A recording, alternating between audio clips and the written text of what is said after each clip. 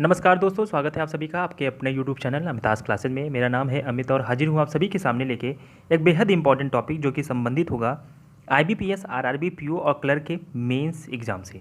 दोस्तों, जैसा कि हम सभी को पता है कि मेंस के एग्ज़ाम में कंप्यूटर जो है वो भी 40 प्रश्नों के साथ 20 नंबर का आता है, जिसमें अगर आप फेल हो गए तो आप पूरे मेंस में फेल हो जाएंगे।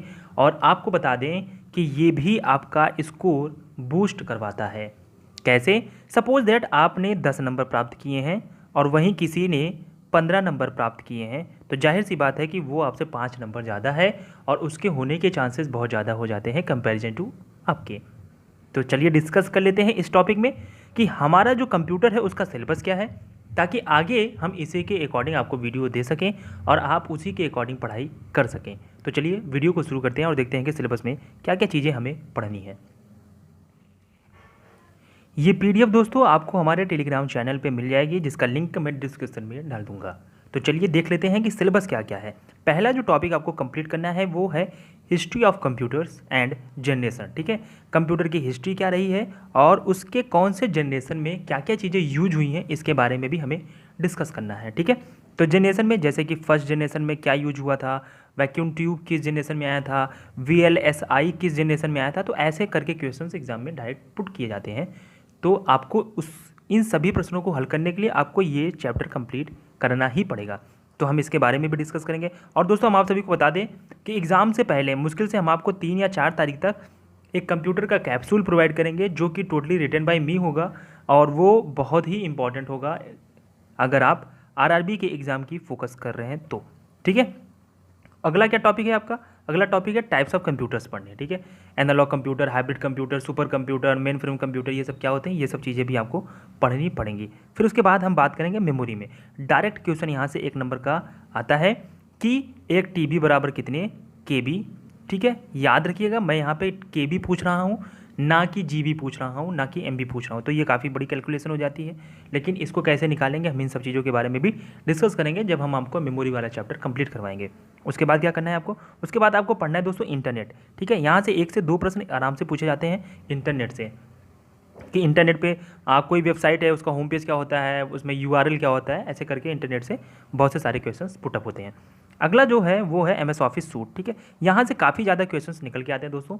ठीक है, हाँ, शॉर्टकट कीज़ जो होती हैं वो भी यहीं से निकल के आती हैं, फुल फॉर्म भी कुछ निकल के आते हैं यहाँ से। और वर्ड पे चाहे फिर एक्सेल पे हो या फिर PPT में कुछ चीज़ें पूछी जाती हैं उससे संबंधित, वो जब हम आपको MS ऑफिस पूरा पढ़ाएंगे तो उसमें हम आपको ये कवर करवा देंगे और प्रीवियस ईयर के क्वेश्चंस के साथ। ठीक है, चलिए आगे देख लेते हैं क्या क्या चीज़ें और हैं जो आपको पढ़नी है। अगला है computer hardware and computer software. ठीक है, हार्डवेयर किसको कहते हैं, हार्डवेयर है क्या, ये चीज़ें खत्म करनी है। सॉफ्टवेयर क्या है, सॉफ्टवेयर कैसे होते हैं, क्या होता है, ये सब चीज़ें हमको पढ़नी है। उसके बाद आपको पढ़ना है लॉजिक गेट्स। ठीक है, कि गेट्स कितने टाइप्स के होते हैं, नॉट गेट और फिर चाहे और गेट हो या फिर नॉर गेट हो, ऐसे करके आपसे पूछा जाएगा एग्जाम में। ठीक है, चलिए आगे देख लेते हैं फाइल एक्सटेंशन। ठीक है, जैसे कि आप कभी भी देखेंगे कि आपकी जो PDF है वो .pdf हो जाता है।